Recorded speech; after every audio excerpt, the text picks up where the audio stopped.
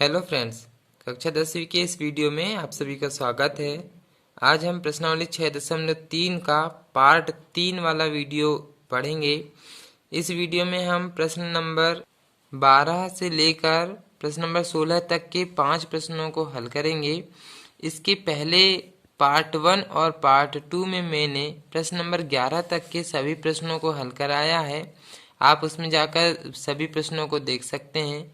आज हम प्रश्न नंबर 12 से आगे हल करना शुरू करेंगे। तो आइए प्रश्न नंबर 12 देखते हैं। इसके पहले आप चैनल को सब्सक्राइब कर लीजिए, साथ ही बेल आइकन को दबा दीजिए, जिससे हर वीडियो की नोटिफिकेशन आप तक पहुंच जाएगी। तो चलिए बिना किसी देरी के प्रश्न को शुरू करते हैं। देखेंगे प्रश्न नंबर 12 में इस तरह से यहाँ पर हमें दिया हुआ है त्रिभुज ABC और एक त्रिभुज PQR लेना है। हमने यहाँ पर एक त्रिभुज ABC लिए हैं और एक त्रिभुज PQR लिए हैं। इसमें AB BC और माध्यिका जो AD है, AB BC और माध्यिका AD, और त्रिभुज PQR की भुजा PQ QR और माध्यिका PM, PQ QR और माध्यिका जो है PM, ये सब समानुपाती हैं। इस तरह से बटे में रखेंगे हम समानुपात में, और हमें सिद्ध करना है जो बड़ा त्रिभुज है ABC और PQR, ये दोनों जो है समरूप है। बड़े वाले त्रिभुज हमें समरूप सिद्ध करना है। तो अब हम यहाँ पर देखेंगे, यहाँ पर त्रिभुज की तीनों भुजाएं समानुपात में नहीं है। एक भुजा AB है, एक भुजा BC है और एक भुजा यहाँ पे माध्यिका जो है AD है। AC वाली भुजा समानुपाती है, ये हमें नहीं दिया हुआ है। तो सिर्फ दो भुजा यहाँ पे त्रिभुज की दो भुजा पर समानुपाती दिया हुआ है और एक AD माध्यिका दिया हुआ है। अब हमें पूरे त्रिभुज को समरूप सिद्ध करना है बड़े वाले। तो यहाँ पे यदि हमारा एक कोण यदि B वाला और यहाँ पर एक कोण Q वाला बराबर आ जाएगा, तो भुजा कोण भुजा वाले नियम से हम दोनों त्रिभुज को समरूप सिद्ध कर सकते हैं। क्योंकि दो भुजा AB और BC तो पहले से दिया हुआ है, AB और BC, बस एक बीच का एक कोण हम B वाला बराबर कर देंगे तो दोनों त्रिभुज समरूप हो जाएंगे। तो सबसे पहले हम ये वाले बीच वाला जो त्रिभुज है ये वाला, इसे हम पहले समरूप सिद्ध करेंगे। तो सबसे पहले यहाँ पे हमें जो दिया हुआ है उससे लेकर स्टार्ट करेंगे। तो सबसे पहले यहाँ पर देखेंगे हम AB के बटे PQ, ये हमें दिया हुआ है AB बटे PQ बराबर, एक और दिया हुआ है BC बटे QR, BC के बटे QR, और एक और दिया हुआ है AD के बटे PM, AD बटे PM। यहाँ पर हम देखेंगे जो BC भुजा है, BC भुजा दो पार्ट में डिवाइड हो रही है, एक है BD और एक है DC। तो हम यहाँ पर BC, पूरे BC की जगह में BD भी रख सकते हैं, और इसी तरह से जो QR भुजा है, पूरे QR की जगह हम यहाँ पर QM भी रख सकते हैं, क्योंकि पूरे BC का यहाँ पर आधा हो जाएगा BD। यहाँ पर हम कोष्टक बनाकर दे सकते हैं। यहाँ पर जो BD है, ये जो BD भुजा है पूरे BC की आधी है, तो हम यहाँ लिख सकते हैं BD बराबर 1/2 BC। इसी तरह से यहाँ पर जो QM है, QM हो जाएगी पूरी QR की आधी, यानी कि 1/2 QR।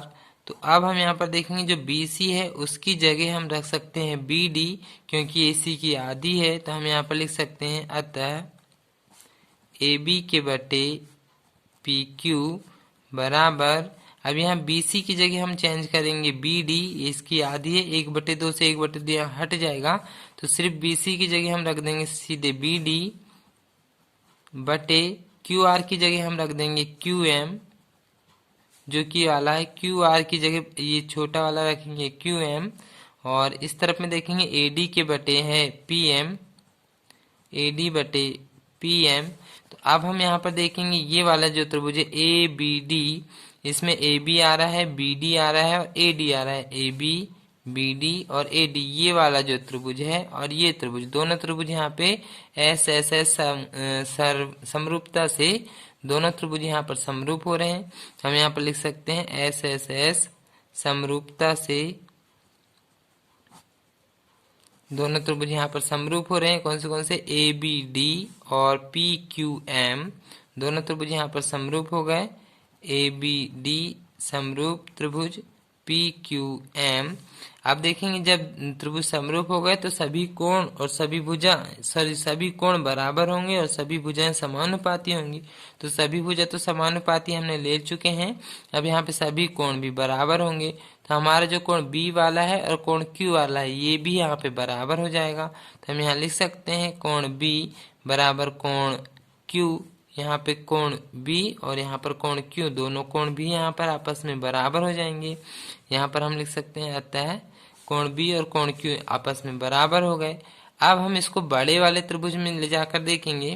तो यहाँ पर हमें पहले से दिया हुआ था जो AB है और AB के साथ एक और भुजा दी थी BC।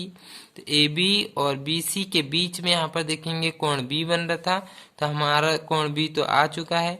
तो अब हम यहाँ पर वही लेंगे। अतः अब हम बड़ा वाला त्रिभुज जो हमें सिद्ध करना है उसको लेंगे ABC और PQR। अतः त्रिभुज ABC और PQR में अब हम ये दो त्रिभुज जिन्हें हमें सिद्ध करना था उसको ले रहे हैं। यहाँ पर देखेंगे हम दो भुजा हमें पहले से दिया हुआ है AB और BC, यानी AB के बटे में PQ हमें दिया हुआ है, तो हम उसी को रखेंगे AB के बटे PQ बराबर एक और भुजा दिया है BC के बटे QR, BC के बटे QR। ये दो भुजा तो ये त्रिभुज की हो चुकी AB और BC। बस इसके बीच में कोण B लेना था जो हमने पहले ही बराबर कर चुके हैं। तो हम यहाँ पर लिख सकते हैं कोण B बराबर कोण Q। अब देखेंगे दो भुजा और बीच का एक कोण यानी कि SAS समरूपता वाला नियम लग चुका है। दो भुजा समानुपात में है और एक कोण बराबर है, तो SAS समरूपता से यही दोनों त्रिभुज यहाँ पर समरूप हो जाएंगे। यानी कि त्रिभुज ABC समरूप त्रिभुज PQR, दोनों त्रिभुज यहाँ पर समरूप हो चुके हैं। तो ये क्वेश्चन यहाँ पर हो चुका है। नेक्स्ट क्वेश्चन देखते हैं। प्रश्न नंबर 13 देखेंगे। यहाँ पर हमें एक त्रिभुज ABC बनाना है। उसकी जो BC भुजा पर एक बिंदु D इस प्रकार लेना है कि कोण ADC और BAC ये दोनों आपस में बराबर होने चाहिए और हमें सिद्ध करना है CA का वर्ग बराबर CB इंटू CD। तो आइए देखते हैं। देखेंगे इस तरह से हमें यहाँ पर दिया है, मैं लिख सकते हैं त्रिभुज ABC में ADC और BAC ये दोनों आपस में बराबर दिया हुआ है, यानी एक कोण हमें पहले से दिया हुआ है ADC मतलब ये वाला कोण और BAC ये पूरा वाला कोण, यहाँ पे ये पूरा वाला कोण और ये छोटे वाले त्रिभुज में ये वाला कोण, ये दो कोण पहले से ही बराबर दिया हुआ है। मतलब यहाँ पर देखेंगे यदि हम D वाला कोण ले रहे हैं तो यहाँ से A वाला कोण संगत होगा, और यदि हम यहाँ से A कोण लेंगे तो यहाँ पर B वाला, यहाँ से C तो यहाँ पर भी C वाला। देखेंगे यहाँ पर C वाला कोण उभयनिष्ठ है। यहाँ पर तीनों नाम से, यहाँ पर क्रम से यदि हम नाम लेते हैं तो चित्र देखने की जरूरत नहीं पड़ेगी, यहीं से हम कोई भी कोण लेकर त्रिभुज को समरूप सिद्ध कर सकते हैं। तो हमें पहले यही वाले दो त्रिभुज लेना है। तो पहले हम यहाँ पर उत्पत्ति करेंगे। तो उत्पत्ति में भी हम पहले यही वाले त्रिभुजों के नाम दे रहे हैं ADC और BAC। ये है ADC एक ये वाला त्रिभुज छोटा वाला और BAC ये बड़ा वाला त्रिभुज। तो यहाँ पे यही वाले कोण यहाँ पे संगत रहेंगे, तो कोई भी दो कोण लगाकर हम इसको समरूप सिद्ध कर सकते हैं। तो एक कोण तो पहले से ही बराबर दिया हुआ है D वाला और A वाला, तो हम इन्हीं को लेंगे। तो यहाँ पर ले रहे हैं हम कोण ADC बराबर कोण BAC, जो हमें पहले से दिया हुआ है वही कोण हमने लिए हैं। यहाँ पर लिख सकते हैं दिया है, ये हमें पहले से प्रश्न में दिया हुआ है। एक और कोण ले रहे हैं हम यहाँ पर, तो यहाँ पर देखेंगे C वाला और यहाँ पर C वाला, दोनों कोण यहाँ पर उभयनिष्ठ हैं। तो हम यहाँ पर लिख सकते हैं कोण C बराबर कोण C, दोनों में उभयनिष्ठ हैं, तो यहाँ पर हम लिख देंगे उभयनिष्ठ। चाहो तो इसका पूरा नाम भी दे सकते हैं। तो यहाँ पर देखेंगे दो कोण आ चुके हैं, तो यहाँ पर AA समरूपता वाला नियम लग रहा है। AA समरूपता से दोनों त्रिभुज यहाँ पर समरूप हो जाएंगे, यानी कि त्रिभुज ADC समरूप त्रिभुज BAC ये दोनों त्रिभुज यहाँ पे समरूप हो चुके। जब त्रिभुज समरूप हो जाते हैं तो भुजाओं को हम समान अनुपात में रखते हैं। तो यहाँ पर देखेंगे हमें CA का वर्ग लाना है, तो पहले तो CA रखना पड़ेगा। ये त्रिभुज में यदि हम CA रख रहे हैं तो यहाँ से हो जाएगा CB। ऐसे भुजाएं समान अनुपात में होंगी। हमें त्रिभुज में देखने की जरूरत भी नहीं पड़ेगी। यहाँ पे इस तरफ में देखना है, हमें CA लाना है, तो सबसे पहले हम CA रखेंगे। यहाँ पर हम लिख सकते हैं यदि त्रिभुज समरूप हो जाते हैं तो भुजाएं समानुपाती होती हैं। तो यहाँ पर हमें CA लाना था, इसलिए हम यहाँ से CA इनको हम बटे में रखेंगे CA। तो यहाँ पर देखेंगे यदि हम इस तरफ से नाम दे रहे हैं CA तो यहाँ पर हो जाएगा CB, तो यहाँ बटे में जाएगा CB बराबर। यहाँ पर देखेंगे अब इस तरफ में CB तो आ चुका है, यहाँ पर CD आ रहा है। तो यहाँ पर देखेंगे यदि हम यहाँ से CD लेंगे, यहाँ पे हो जाएगा CD, तो CD के बटे में यहाँ पर देखेंगे CA आ रहा है। तो यहाँ पे यहीं से हम क्रम से नाम दे सकते हैं। CD के बटे में यहाँ CA, तो यहाँ पर रखेंगे CA। तो इस तरफ में यहाँ पर देखेंगे CA, यहाँ पर भी CA है, ये CB को हम इधर ले चले रहे हैं, यानी कि हम यहाँ तिर्यक गुणा करेंगे, क्रॉस गुणा। तो CA और CA का यहाँ पे यदि हम गुणा करेंगे तो ये हो जाएगा CA का वर्ग बराबर, यहाँ पर CD है, यहाँ पर CB है, CB को इधर पक्षांतर करेंगे तो ये हो जाएगा CB इंटू CD या CD इंटू CB भी लिख सकते हैं, जैसे यहाँ पर प्रश्न में दिया हुआ है। तो यहाँ पर हमने तिर्यक गुणा करे हैं, यहाँ लिख सकते हैं तिर्यक गुणा।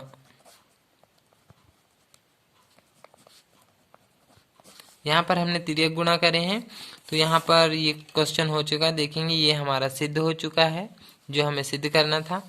तो पहले हमने त्रिभुज को समरूप सिद्ध करें, फिर भुजाएं समान अनुपात में रखें। आप यहाँ पर एक ट्रिक ये याद रखेंगे कि यहाँ पे जिस क्रम से नाम दिया हुआ है उसी क्रम से हम नाम दे सकते हैं। इनको जो भी कोण को बीच में रखना हो उसे हम यहाँ पर बीच में रख के नाम दे सकते हैं। तो नेक्स्ट क्वेश्चन देखते हैं। अब जो प्रश्न नंबर 14 है, इसमें देखेंगे एक त्रिभुज ABC है, उसकी माध्यिका AB AC, सॉरी दो भुजा AB AC और एक माध्यिका AD दिया हुआ है, जो कि एक अन्य त्रिभुज यानी कि PQR होगा, और उसमें PQ PR और एक माध्यिका PM इसके समानुपाती दिया हुआ है। और फिर हमें सिद्ध करना है त्रिभुज ABC और PQR समरूप है। तो ये तो सेम सवाल हमें प्रश्न नंबर 12 के जैसा दिख रहा है, मगर इसमें थोड़ा सा क्वेश्चन चेंज है, तो इसको थोड़ा हम अलग टाइप से करेंगे। तो आइए देखते हैं। देखेंगे हम इस तरह से दिया है, मैं लिख सकते हैं जैसा कि प्रश्न में दिया हुआ है, AB के बटे PQ, AC के बटे PR और AD के बटे PM, ये हमें पहले से दिया हुआ है। तो इस तरह से हम ABC और PQR दो त्रिभुज बना लेंगे और इसमें AD और PM इसकी माध्यिका हो जाएगी। तो इसको सिद्ध, इसमें हमें बड़ा वाला त्रिभुज सिद्ध करना है। यहाँ पर देखेंगे हमें दिया हुआ है AB और PQ ये बटे में है, और AC और PR दिया हुआ है, और AD और PM ये बीच की भुजा दी हुई है। हमें यदि ये वाली भुजा नहीं दिया हुआ है, अब हमें यहाँ पे बीच वाला कोण हमें बराबर करना है। इधर पे कोण A वाला और इस तरफ में कोण P वाला, यदि ये दो कोण बराबर हो जाएंगे तो हम बड़ा वाला त्रिभुज को समरूप सिद्ध कर सकते हैं, क्योंकि AB भुजा तो दिया हुआ है और AC भुजा भी यहाँ पे दिया हुआ है। बस बीच का एक कोण यदि बराबर आ जाए तो हम दोनों त्रिभुज को समरूप सिद्ध कर सकते हैं। तो यहाँ पर हमें एक रचना करना पड़ेगा।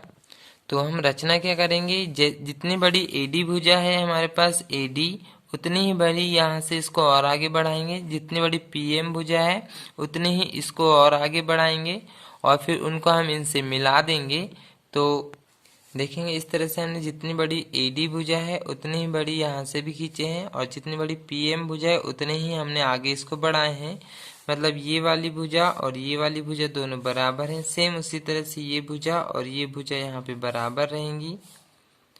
तो अब हम यहाँ से क्या करेंगे, C से इसको मिला देंगे, उसी तरह से B से भी इसको मिला लेंगे, उसी तरह से सेम यहाँ से Q से इसको मिला लेते हैं, और R से भी इसको इस तरह से मिला लेंगे।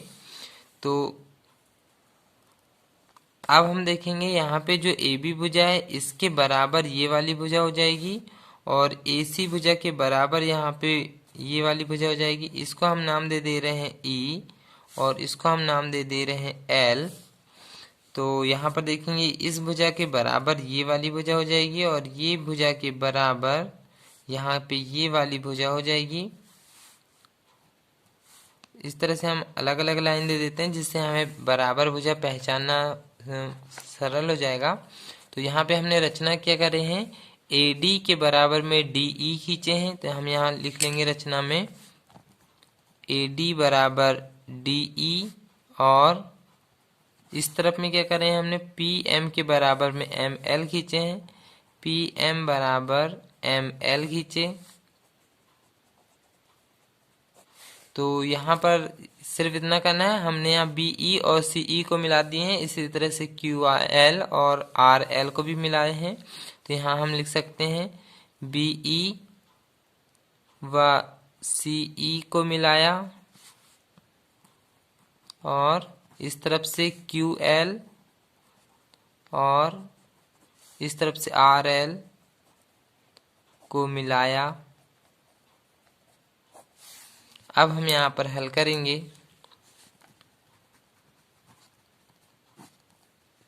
तो हमें बस एक चीज याद रखना है, हमें यहाँ ऊपर का कोण A वाला और यहाँ पे कोण P वाले को बराबर करना है। तो यहाँ पर देखेंगे इस तरफ में भी दो पार्ट बन रहे हैं। यदि हम ये बीच वाली लाइन को भूल जाएं तो इस तरफ में देखेंगे एक बड़ा वाला त्रिभुज बन रहा है ABE, और इस तरफ में बन रहा है PQL। तो ये ऐसे वाले बड़ा वाला त्रिभुज लेना है, ये बीच वाली लाइन को भूल जाना है, एक तरफ वाला पार्ट लेना है, उसको हमें समरूप सिद्ध करना है। तो हम एक तरफ का ये वाला कोण बराबर आ जाएगा, सेम उसी तरह से इस तरफ का ये वाला कोण आ जाएगा। तो हम इसको दो पार्ट में इसको सॉल्व करेंगे। तो पहले हम देखेंगे यहाँ पर त्रिभुज ABE और इस तरफ का देखेंगे त्रिभुज PQL। इस तरफ में देखेंगे PQL और इस तरफ में देखेंगे ABE। ये वाला त्रिभुज ले रहे हैं हम। इसमें देखेंगे AB के बटे में तो PQ ये हमें पहले से ही दिया हुआ है, AB के बटे PQ आ जाएगा यहाँ पे। तो यहाँ हम लिख सकते हैं AB के बटे PQ। एक और भुजा हमें यहाँ पहले से दिया हुआ था AC के बटे PR। तो ये AC के बराबर में हमने पहले से ही खींच चुके हैं BE, और यहाँ पे PR के बराबर में QL हमने अभी खींचे हैं। तो यहाँ पे हम डायरेक्ट लिख सकते हैं BE के बटे QL, BE के बटे QL। और एक और भुजा हम ले सकते हैं, यहाँ पर आप देख सकते हैं जो AE जो भुजा है जो बड़ी वाली है ये AE, यहाँ पे AD के बटे PM यहाँ पहले से दिया हुआ था AD के बटे PM। तो हमने AD के ही बराबर में ये वाली भुजा खींचे हैं DE। तो ये पूरी भुजा जो है AE जो है ये हो जाएगी PL के बराबर में। तो हम यहाँ पर लिख सकते हैं AE, ये जो पूरी वाली भुजा है AE, तो यहाँ हम लिखेंगे AE के बटे में इधर पे पूरी वाली भुजा PL, यहाँ पे ये भुजा समान अनुपात में हो जाएंगी। हमने इस तरफ का जो त्रिभुज लिए थे उसकी तीनों भुजाओं को हमने समान अनुपात में ले चुके हैं। तो जब त्रिभुज तीनों भुजा समान अनुपात में हो गई तो यहाँ पर S समरूपता से दोनों त्रिभुज समरूप हो जाएंगे। ABE समरूप त्रिभुज, इस तरफ का PQL ये दोनों त्रिभुज समरूप हो गए। अब हम यहाँ पर देखेंगे इस तरफ का ये आधा वाला पार्ट समरूप हो चुका है इस तरफ के आधे वाले पार्ट से। तो जब दोनों त्रिभुज समरूप होते हैं तो सभी कोण बराबर होते हैं। जब सभी कोण बराबर होंगे तो इस तरफ का ये वाला कोण और इस तरफ का ये वाला कोण दोनों आपस में बराबर हो जाएंगे। तो हम ये वाले कोण का नाम दे रहे हैं BAD या BAE, ये दोनों कोण आपस में बराबर हो जाएंगे। सेम इसी तरह से QPM या तो फिर QPL, ये वाला कोण यहाँ पे ये दोनों कोण आपस में बराबर हो जाएंगे। तो हम यहाँ पर लिख सकते हैं अतः यहाँ पर इधर का कोण है BAE, कोण BAE बराबर इस तरफ का कोण हो जाएगा QPL, यहाँ पे हो जाएगा कोण QPL, यानी कि A वाला और P वाला आधा आधा कोण इधर का दोनों का बराबर हो चुका है। इसको हम दे रहे हैं समीकरण 1।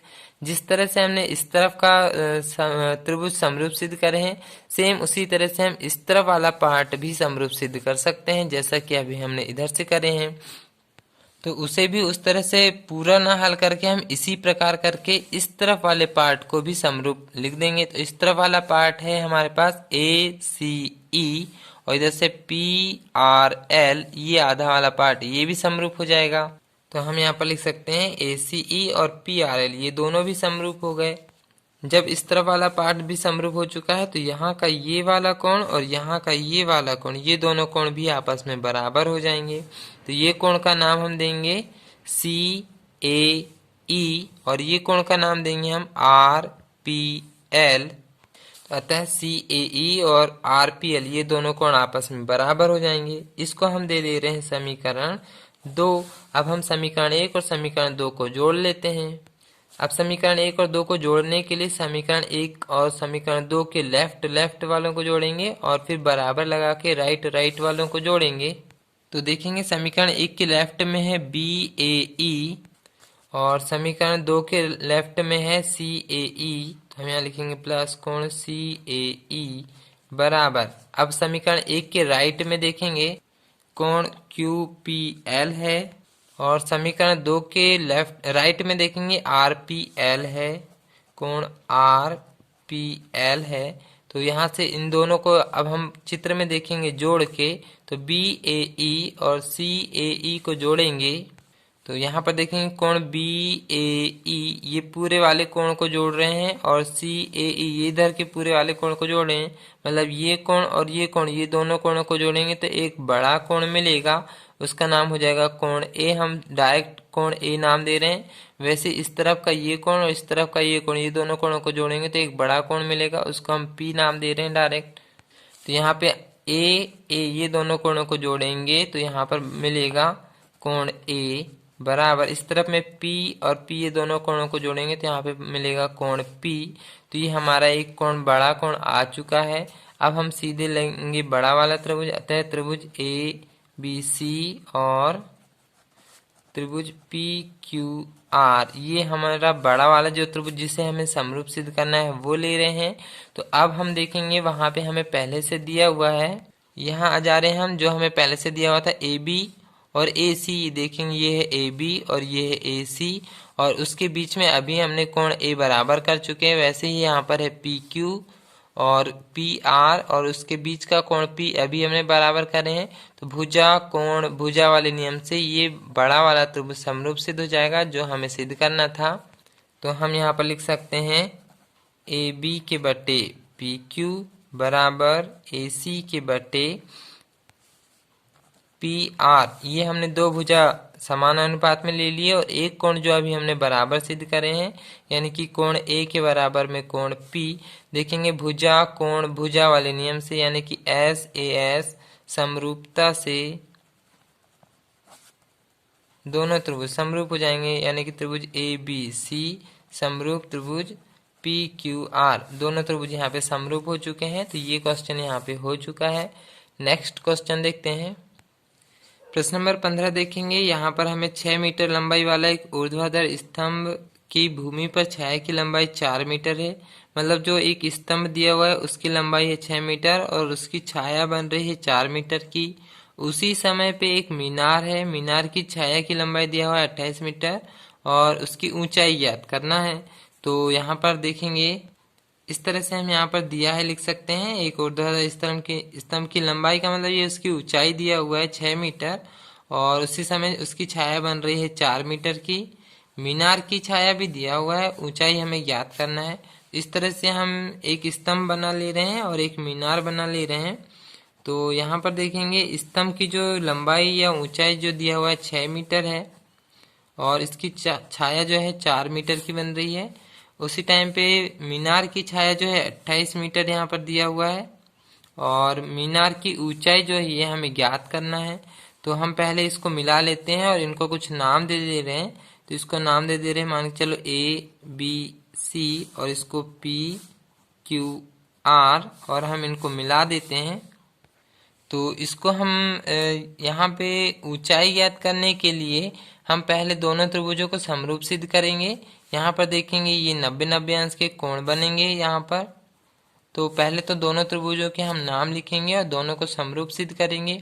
यदि त्रिभुज समरूप हो जाते हैं तो भुजाएं समान अनुपात में होंगी और भुजाओं को समान अनुपात में रखकर हम मीनार की ऊंचाई ज्ञात कर सकते हैं। तो यहाँ पर सबसे पहले दोनों त्रिभुजों को समरूप सिद्ध करने के लिए दोनों त्रिभुजों के नाम लिखेंगे। तो यहाँ पर देखेंगे हमने दो त्रिभुज लिए हैं ए बी सी और पी क्यू आर। यहाँ पर देखेंगे बिंदु बी में और बिंदु क्यू में 90-90 अंश के कोण बन रहे हैं। तो हमें पता है कि दो कोण के नियम से भी त्रिभुज समरूप हो जाते हैं। तो हम यहाँ पे कोई भी दो कोण ले रहे हैं। तो मान के चलो हम कोण बी ले रहे हैं, तो ये जाएगा कोण बी के बराबर में यहाँ पर कोण क्यू आएगा।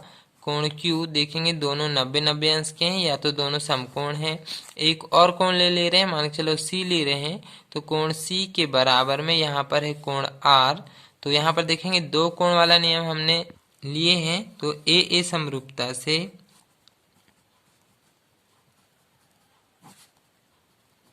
दोनों त्रिभुज यहाँ पर समरूप हो जाएंगे, यानी कि ए बी सी समरूप त्रिभुज पी क्यू आर, दोनों त्रिभुज यहाँ पे समरूप हो गए। जब दोनों त्रिभुज समरूप हो गए तो सभी भुजाएं समान अनुपात में होंगी। तो जैसे कि यहाँ पे ए बी आएगा तो ए बी के अनुपात में हो जाएगा पी क्यू। जो यहाँ से भी नाम देख सकते हैं हम, ए बी के अनुपात में हो जाएगा पी क्यू। तो ए बी के बटे हो जाएगा पी क्यू। सेम उसी तरह से इस तरफ की भुजाएं ले रहे हैं बी सी, तो बी सी के अनुपात में हो जाएगा क्यू आर। तो यहाँ रखेंगे बी सी के बटे क्यू आर। अब हमें इन्हीं के मान हमें दिया हुआ है। देखेंगे ए बी का मान हमें पहले से दिया हुआ है 6 मीटर, तो हम यहाँ ए बी की जगह रखेंगे 6। पी क्यू का मान हमें दिया, यहाँ पे पी क्यू का मान हमें नहीं दिया हुआ है, यही हमें मीनार की ऊंचाई ज्ञात करना है। तो हम पी क्यू वैसे ही रखेंगे बराबर। अब यहाँ देखेंगे बी सी का मान है हमारे पास 4, तो बी सी की जगह 4 रखेंगे। क्यू आर का मान देखेंगे यहाँ पर है 28, तो यहाँ रख देंगे 28। अब देखेंगे यहाँ पे पी क्यू का मान ज्ञात करना है, तो इसको ले जाएंगे ऊपर 4 की जगह में और इस तरफ से 28 और 4 को इधर पक्षांतर करेंगे। यहाँ पहले से है 6, 28 भाग में है तो यहाँ जाएगा ऊपर और 4 ऊपर है तो ये जाएगा नीचे। देखेंगे 4 से 28 यहाँ पे कट जाएगा 7 बार में, तो यहाँ पे 6 और 7 बच रहा है। 6 और 7 का हम यहाँ गुणा कर देंगे तो 7 छिंग 42 हो जाएगा, 42 और मीटर। ये आ गया हमारा पी क्यू का मान। इसका मतलब पी क्यू जो है मीनार की ऊंचाई है। तो ये हम अलग से लिख लेंगे कि अतः मीनार की ऊंचाई पी क्यू बराबर 42 मीटर। तो हम यहाँ चाहो तो चित्र में भी लिख सकते हैं 42 मीटर। तो ये हमारा क्वेश्चन हो चुका है। नेक्स्ट क्वेश्चन देखते हैं। अब जो लास्ट क्वेश्चन बचा है प्रश्न नंबर 16, उसमें ए डी और पी एम जो है ए बी सी और पी क्यू आर की माध्यिका दिया हुआ है और दोनों त्रिभुज इस बार पहले से ही समरूप दिया हुआ है। अब हमको भुजाओं को समान अनुपात में लेना है। तो आइए देखते हैं। तो इस तरह से आप दिया है लिख लेंगे कि ए डी और जो पी एम है ए बी सी और पी क्यू आर की माध्यिका है और ए बी सी समरूप त्रिभुज पी क्यू आर ये हमें पहले से ही दिया हुआ है। दो भुजाओं को समान अनुपात में लाना है और ये दो त्रिभुज आप बना लेंगे ए बी सी और पी क्यू आर। इसमें ए डी और पी एम जो है माध्यिका हो जाएगी और हमें देखना है क्या सिद्ध करना है। ए बी के बटे पी क्यू, ये है ए बी, इसके बटे में पी क्यू और ए डी के बटे पी एम, ए डी के बटे ये पी एम, ये हमें सिद्ध करना है। और हमें पहले से दिया हुआ है दोनों त्रिभुज समरूप हैं, यानी कि बड़े वाले दोनों त्रिभुज यहाँ पर समरूप पहले से ही दिया हुआ है। तो हम पहले इसी से जो दिया है उसी से स्टार्ट करेंगे। यानी कि हमें दिया हुआ है त्रिभुज ए बी सी समरूप त्रिभुज पी क्यू आर। दोनों त्रिभुज हमें पहले से ही समरूप दिया हुआ है। जब त्रिभुज समरूप होते हैं तो सभी भुजाएं समान अनुपात में होती हैं और सभी कोण बराबर होते हैं। तो अब हम देखेंगे सभी भुजाएं बराबर होती सभी भुजाएं समान अनुपात में होंगी तो ए बी के बटे में पी क्यू हो जाएगा, ए बी के बटे पी क्यू होगा बराबर। सेम वैसे ही बी सी के बटे यहाँ पर क्यू आर होगा, बी सी बटे क्यू आर। सेम वैसे ही इधर ए सी के बटे पी आर होगा, ए सी के बटे पी आर। हमने दोनों त्रिभुजों में से तीनों भुजाओं को समान अनुपात में ले लिए एस वाले नियम से, क्योंकि तीनों भुजाएं समान अनुपात में होंगी।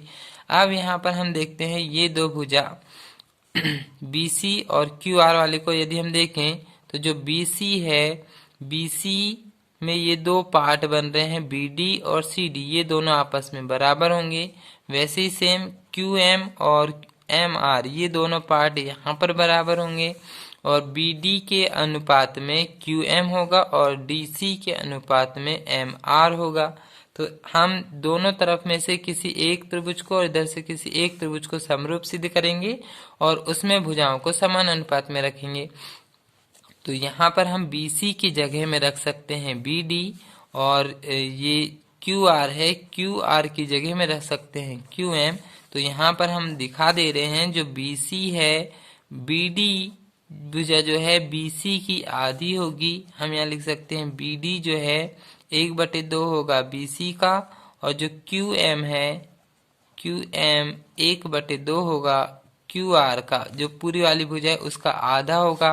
तो हम यहाँ पर चेंज कर सकते हैं AB के बटे PQ बराबर, BC की जगह हमें चेंज करना है BD, यहाँ 1/2 से 1/2 कट जाएगा तो BC की जगह हम रख दे रहे हैं BD और QR की जगह हम रख दे रहे हैं QM। यहाँ पर देखेंगे जो 1/2 आता वो यहाँ पर कट जाएगा और इस तरफ में देखेंगे AC के बटे PR है। अब हमारे पास देखेंगे AB के बटे PQ, ये आ चुका है AB के बटे PQ और BD के बटे QM, BD के बटे QM, BD के बटे ये QM आ चुका है। और जब दोनों त्रिभुज समरूप हैं तो इसके बीच का ये वाला कोण और ये वाला कोण भी आपस में बराबर होगा। तो हम यहाँ पर देखेंगे कोण B के बराबर में कोण Q होगा।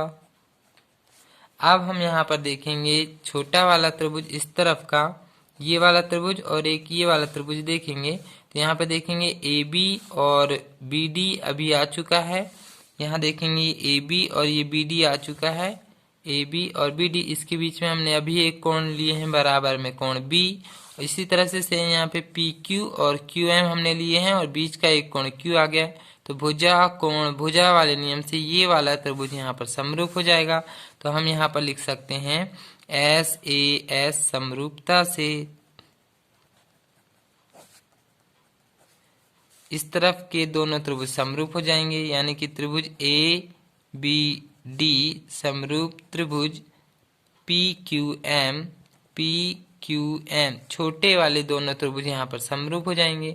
जब दोनों त्रिभुज समरूप हो जाते हैं तो सभी भुजाएं त्रिभुजों की समान अनुपात में होती हैं। तो यहाँ पर देखेंगे ये वाली इसमें AB के बटे PQ, ये है AB के बटे PQ और AD के बटे PM। तो ये वाले त्रिभुज की ये है AD के बटे ये PM यहाँ पर आ रहा है। तो दोनों त्रिभुज यहाँ पे समरूप हैं, तो जो हमें सिद्ध करना है वो सिद्ध हो जाएगा। तो हम यहाँ पर लिख सकते हैं अतः सभी भुजाएं समानुपाती होंगी और जब सभी भुजाएं समानुपाती होंगी तो AB के बटे में हो जाएगा PQ और AD के बटे में हो जाएगा PM। जैसा कि हमें सिद्ध करना है वही वाली भुजाओं को हम अनुपात में रख लेंगे तो ये हमारा सिद्ध हो जाएगा। देखेंगे यहाँ पर सभी क्वेश्चन समाप्त हो चुके हैं।